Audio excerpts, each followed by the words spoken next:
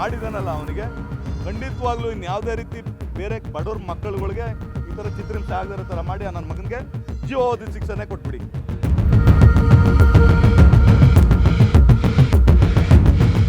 ಇವಾಗ ಯಾವ ಥರ ಮಾಡೋಣ ಅದೇ ಥರ ಕೊಲೆ ಮಾಡಿಬಿಟ್ರಪ್ಪ ಅವನ್ನ. ನನ್ನ ಮಕ್ಕಳಿಗೆ ಏನೇ ಬಿರುದಯ ಕೊಡ್ರಪ್ಪ.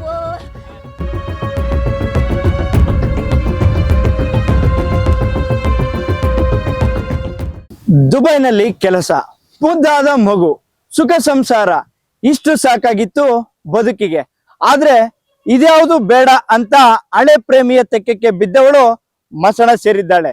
ತಾಯಿ ಮನೆಗೆ ಬಂದು ಮಗು ಬಿಟ್ಟು ಹೋದವಳು ಲಾಡ್ಜ್ನಲ್ಲಿ ಭೀಕರ ಹತ್ಯೆಯಾಗಿದ್ದಾಳೆ. ಈ ಕುರಿತ ಕಂಪ್ಲೀಟ್ ರಿಪೋರ್ಟ್ ಇಲ್ಲಿದೆ.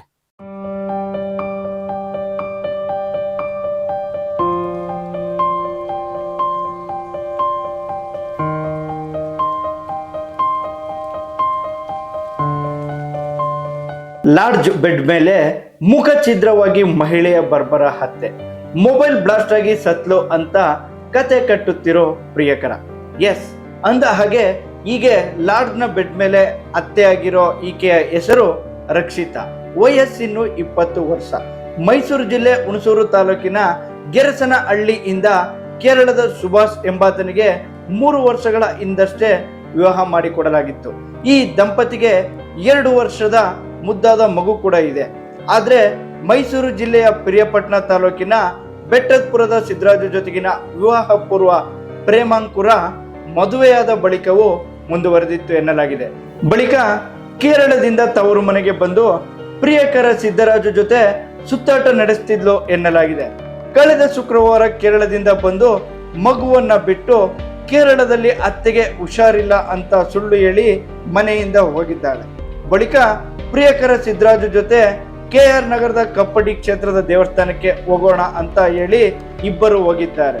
ಬಳಿಕ ಸಾಲಿಗ್ರಾಮ ತಾಲೂಕಿನ ಬೇರೆ ಗ್ರಾಮದಲ್ಲಿರುವ SJR ಬಾರ್ ಅಂಡ್ ರೆಸ್ಟೋರೆಂಟ್ ನಲ್ಲಿ ರೂಮ್ ಪಡೆದು ಒಳ ಹೋಗಿದ್ದಾರೆ. ಬಳಿಕ ನಡೆದಿದ್ದು ಮಾತ್ರ ಘೋರ ದುರಂತ.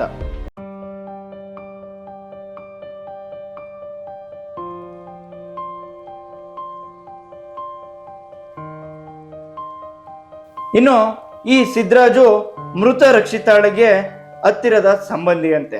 ಮದುವೆಗೂ ಮುನ್ನ ಈ ಸಿದ್ದರಾಜು ಮೃತ ರಕ್ಷಿತಾಳನ್ನ ಮದುವೆಯಾಗಬೇಕು ಎಂದುಕೊಂಡಿದ್ದನಂತೆ.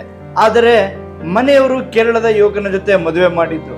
ಆದ್ರೂ ಈ ಜೋಡಿ ಮದುವೆಯಾದ ಬಳಿಕವೂ ಸಂಬಂಧ ಮುಂದುವರೆಸಿದ್ರು. ಲಾಡ್ಜ್ ನಲ್ಲಿ ಇದ್ದ ಇಬ್ಬರ ನಡುವೆ ಗಲಾಟೆ ಆಗಿದೆ.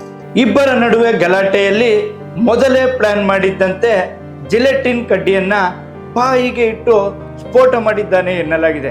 ಪರಿಣಾಮ ಸ್ಫೋಟಕ ತೀವ್ರತೆಗೆ ರಕ್ಷಿತಾಳ ಮುಖ ಛಿದ್ರವಾಗಿದೆ. ಬಳಿಕ ಮೊಬೈಲ್ ಬ್ಲಾಸ್ಟ್ ಅಂತ ಕತೆ ಕಟ್ಟಿದ್ದಾನೆ ಸಿದ್ದರಾಜು. ಲಾಡ್ಜ್ ಸಿಬ್ಬಂದಿ ಬಂದು ನೋಡಿದಾಗ ಘಟನೆ ಬೆಳಕಿಗೆ ಬಂದಿದ್ದು ಸಾಲಿಗ್ರಾಮ ಪೊಲೀಸರಿಗೆ ವಿಷಯ ಮುಟ್ಟಿಸಿದ್ದಾರೆ. ಸ್ಥಳಕ್ಕೆ ಬಂದ ಪೊಲೀಸರು ವಿಚಾರಣೆ ಮಾಡಿದ ಮೇಲೆ ಕೊಲೆ ರಹಸ್ಯ ಬೆಳಕಿಗೆ ಬಂದಿದೆ. ಯಾವುದೇ ರೀತಿ ಆಕೆ ಗಂಡನ್ಗೆ ಯಾರು ನಮಗೆ ಕಾಲ್ ಮಾಡೋದಕ್ಕೆ ಫೋನ್ ಕಾಂಟ್ಯಾಕ್ಟು ಯಾರಲ್ಲೂ ಇರಲಿಲ್ಲ ಒಂದು. ಬಟ್ ಇವರು ಆದಷ್ಟಕ್ಕೂ ಸ್ಟೇಷನ್ ಮುಖಾಂತರದಿಂದ ಫೋನ್ ಮಾಡಿದ್ದಾರೆ. ಫೋನ್ ಮಾಡಿ ಕೇರಳದಿಂದ ಸ್ಟೇಷನ್ಗೆಲ್ಲ ಇನ್ಫಾರ್ಮೇಷನ್ ಕೊಟ್ಟು ಅವ್ನು ಬರೋಕ್ಕೆ ಒಂದು ಇದು ಮಾಡಿದ್ದಾರೆ. ಬಟ್ ಅವ್ರು ಬಂದಿದ್ದಾರೆ. ಅವನು ದುಬೈಗೆ ಹೋಗಿದ್ದಾನೆ ಅಂತ ಅಣ್ಣ. ದುಬೈಲಿ ಏನು ವರ್ಕ್ ಮಾಡ್ತಾರೋ ಎಂತ ಮಾಡ್ತಾರೋ ಗೊತ್ತಿಲ್ಲ. ಬಟ್ ಈ ಹುಡುಗಿ ಮದುವೆ ಆಗಿ ಚೆನ್ನಾಗೇ ಇದ್ದು, ಹುಡುಗಿ ಚೆನ್ನಾಗಿತ್ತು, ಬರ್ತಿದ್ರು ಹೋಯ್ತಿದ್ರು ಚೆನ್ನಾಗೇ ಇದ್ರು. ಬಟ್ ಏನಪ್ಪ ಅನ್ಎಕ್ಸ್ಪೆಕ್ಟೆಡು, ಈಗ ಒಂದು 4-5 ದಿನದಿಂದ ಬಂದಿದ್ಲು ಆಕೆ. ಮನೆಯಿಂದ ಮಗು ಒಂದು ನೈಟ್ ಇದ್ದು ಮಗು ಬಿಟ್ಬಿಟ್ಟು ನಮ್ಮ ತಾಯಿ ಅಜ್ಜಿಗೆ ಹುಷಾರಿಲ್ಲ ಅಂತ ಅಂದ್ಬಿಟ್ಟು ಹೋಗಿದ್ದಾಳೆ ಕೇರಳಕ್ಕೆ. ಅವ್ರ ಅತ್ತೆಗೆ ಹುಷಾರಿಲ್ಲ ಅಂತ ಅಂದ್ಬಿಟ್ಟು ಹೋಗಿದ್ದಾಳೆ. ಬಟ್ ಹುಷಾರಿಲ್ಲ ಅಂತ ಹೋಗಿ ಅದ್ರ ಮನೆ ಶನಿವಾರ ದಿನ ಹೋಗಿದ್ದಾಳೆ. ಶನಿವಾರ ದಿನ ಹೋಗ್ಬಿಟ್ಟು ಏನಪ್ಪ ಅಂತಂದರೆ ಆ ಕಾಲು ನಮಗೆ ಬಂತು, ಸ್ಟೇಷನ್ ಮುಖಾಂತರದಿಂದ ಫೋನ್ ಬಂತು, ಈ ಥರ ಆಗಿದೆ ಹಿಂಗೆ ಅಂತಂತ. ಅವ್ರ ಅಮ್ಮ ಅಪ್ಪನಿಗೇನು ಹೇಳ್ಬೇಡಿ, ಈ ಥರ ಆಗಿದೆ, ಅವ್ರು ಬಿಟ್ಬಿಟ್ಟು ಅವ್ರಿಗೇನು ಹೇಳ್ದೇನೆ ಅವ್ರನ್ನ ಕರ್ಕೊಂಡು ಬನ್ನಿ ಅಂತಂದ್ಬಿಟ್ಟು ಸ್ಟೇಷನ್ ಮುಖಾಂತರ.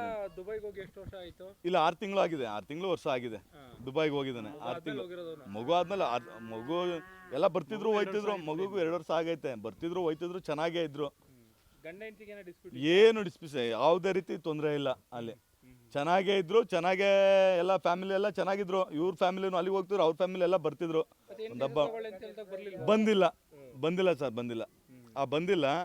ಬರ್ದಿರೋ ಕಾರಣದಿಂದ ಆ ಇರೋ ಮಗುಗೆ ಒಂದು ಹೆಲ್ಪ್ ಆಗಲಿ, ಮುಂದಕ್ಕೆ ಇನ್ನು ಇವರಲ್ವೇ ಮಾಡೋಂಥದ್ದು ಏನು ಒಂದು ಇದಿಲ್ಲ. ಇವರು ಕೆಲಸ ಮಾಡಬೇಕು, ಅಲ್ಲಿ ತಿನ್ನಬೇಕು, ಮಾಡಿತ್ತಲ್ಲಿ ತಗೊಂಡು ತಿನ್ಬೇಕು, ಮಾಡಬೇಕು. ಈಗ ಅವನು ಹುಡುಗಂದು ಪಾಪ ಅಪ್ಪಂದು ತುಂಬ ಕೆಲಸ ಮಾಡಿದ್ರೆ ಉಂಟು, ಕೆಲಸ ಮಾಡಿದ್ರಿಲ್ಲ. ಮತ್ತು ಅವ್ರ ಅಮ್ಮಂದು ತುಂಬ ಹೆಲ್ತ್ ಪ್ರಾಬ್ಲಮ್ಮು, ಹುಷಾರಿಲ್ಲ, ಮತ್ತು ಸ್ಟ್ರೋಕ್ ಕೊಡ್ತಿದ್ದೆ, ಲೋ ಬಿ ಪಿ. ಆ ಅಮ್ಮನಿಗೂ ಒಂದೇನಾದ್ರು ಸಡನ್ನಾಗಿ ಹೇಳ್ತು ಅಂತಂದರೆ ಆ ಅಮ್ಮನಿಗೆ ಒಂಥರ ಇದಾದಂಗೆ ಆಗೋಗ್ಬಿಡ್ತಲ್ಲ, ಅಲ್ಲೇ ಬಿದ್ದೋಗ್ಬಿಡ್ತಾಳೆ. ಆ ಥರ ಇದ್ಕೊಂಡು ಇರೋದೊಂದು ಮಗುಗೆ ಒಂದು ಹೆಲ್ಪ್ ಆಗೋ ಥರ ನಿಮ್ಮ ಕಡೆಯಿಂದ ಒಂದು ಒಳ್ಳೇದು ಮಾಡಿಕೊಟ್ಟು. ಬಟ್ ಆ ನನ್ನ ಮಗ ಮಾಡಿದಾನಲ್ಲ, ಅವನಿಗೆ ಖಂಡಿತವಾಗ್ಲೂ ಇನ್ಯಾವುದೇ ರೀತಿ ಬೇರೆ ಬಡವ್ರ ಮಕ್ಕಳುಗಳಿಗೆ ಈ ಥರ ಚಿತ್ರಹಿಂಸೆ ಆಗದಿರೋ ಥರ ಮಾಡಿ ಆ ನನ್ನ ಮಗನಿಗೆ ಜೀವಾವಧಿ ಶಿಕ್ಷೆನೇ ಕೊಟ್ಬಿಡಿ. ಅಲ್ಲೇ ನನ್ನ ಎತ್ಕೊಂಡು ಗುಡಿಸ್ಕೊಂಡು ಆಳ್ಕೊಂಡು ಇಲ್ಲಿ ಬರೋದಕ್ಕೆ ಸಾವನ್ ಸುದ್ದಿ ಅಪ್ಪ. ನಿಮ್ಮ ದಯಮ್ಮ ಮಾಡಿ ಕೇಳ್ಕೊತೀನಿ. ನನ್ನ ಮಗ ಯಾವ ಥರ ಮಾಡೋನೆ ಅದೇ ಥರ ಕೊಲೆ ಮಾಡಿಬಿಡ್ರಪ್ಪ ಅವನ್ನ. ನನ್ನ ಮಕ್ಕಳಿಗೆ ಏನೇ ಬಿರುದಯ ಕೊಡ್ರಪ್ಪ. ನಮಗೆ ಗೊತ್ತಿಲ್ಲ, ಹೇಳ್ಕೊಂಡಿಲ್ಲ. ಇಂಥ ಮಕ್ಕಳು ಅಂತ ನಮಗೆ ಗೊತ್ತಿಲ್ಲ. ದೇವ್ರ ಆಡುವೆ ಇಂಥೇ ನನ್ನ ಮೊಮ್ಮಕ್ಕಳು ಅಂತ ಗೊತ್ತಿಲ್ಲ ನಮಗೆ. ಯಾವ ಕಾಲದಲ್ಲಿ ಈಗ ಈ ಥರ ಮಾಡಿತ್ತಿಲ್ಲ. ಮದುವೆ ಮಾಡುತ್ತಾಳಿ ನಾವು ಒಂದು ನೀರಾಕ ತಳಿದ್ವಿ. ಮನೇಲಿ ಎಷ್ಟು ಹೊಚ್ಗಟ್ಟಿಗಿದ್ದ ಎಲ್ಲರ ಕೈಲಿವೆ. ಒಳ್ಳೇದು ಅನ್ಸ್ಕೊಂಡು ಇವತ್ತು ಕೆಟ್ಟದ್ದು ಅನ್ಸ್ಕೊಬಿಟ್ರವಳೆ. ಇಲ್ಲ ಬೇರೆ ಊರಲ್ಲಿಲ್ಲ, ಕೇರಳಪ್ಪ. ಅಯ್ಯೋ ಇಂಥವ್ರು ಗೊತ್ತಿಲ್ಲಪ್ಪ. ಮದುವೆ ಮಾಡಿ ಕಳಿಸ್ತು ಬಾಳ್ಲಿ ಬದುಕಲಿ ಅಂತ. ಈ ಕೆಲಸ ಮಾಡ್ಕೊಂಡವ್ರೆ ಅಂತ ಗೊತ್ತಿಲ್ಲಪ್ಪ ನಮಗೆ. ಕನ್ಸಿ ಮನಸ್ಸಲ್ಲಿ ಒಂದಿಲ್ಲ ಕಣಪ್ಪ ನಾವು. ಮನೇಲೂ ಹೇಳಿಲ್ಲ ಅವಳು.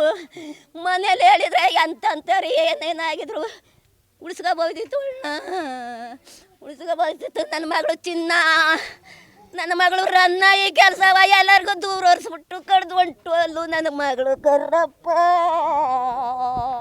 ಒಟ್ಟಿನಲ್ಲಿ ಈ ರಕ್ಷಿತಾ ಸಿದ್ದರಾಜುವಿನ ಜೊತೆ ಸಂಬಂಧ ಮುಂದುವರಿಸಿದ್ದ ವಿಚಾರ ಮನೆಯವ್ರಿಗೂ ಗೊತ್ತಿಲ್ವಂತೆ. ಪಾಪಿ ಸಿದ್ದರಾಜುವಿನ ಜೊತೆ ಸಂಬಂಧ ಮುಂದುವರಿಸಿದ್ದಕ್ಕೆ ರಕ್ಷಿತಾ ಜೀವ ಕಳೆದುಕೊಂಡ್ರೆ ಪಾಪಿ ಸಿದ್ದರಾಜು ರಕ್ಷಿತಾಳನ್ನ ಯಾಕೆ ಕೊಲೆ ಮಾಡಿದ್ದ ಅನ್ನುವಂತೂ ಪೊಲೀಸರ ತನಿಖೆಯಿಂದ ಬೆಳಕಿಗೆ ಬರಬೇಕಿದೆ. ಕ್ಯಾಮರಾಮನ್ ಸಂಜಯ್ ಜೊತೆ ಅನಿಲ್ ರಾಜ್, ಪ್ರಜಾನುಡಿ, ಮೈಸೂರು.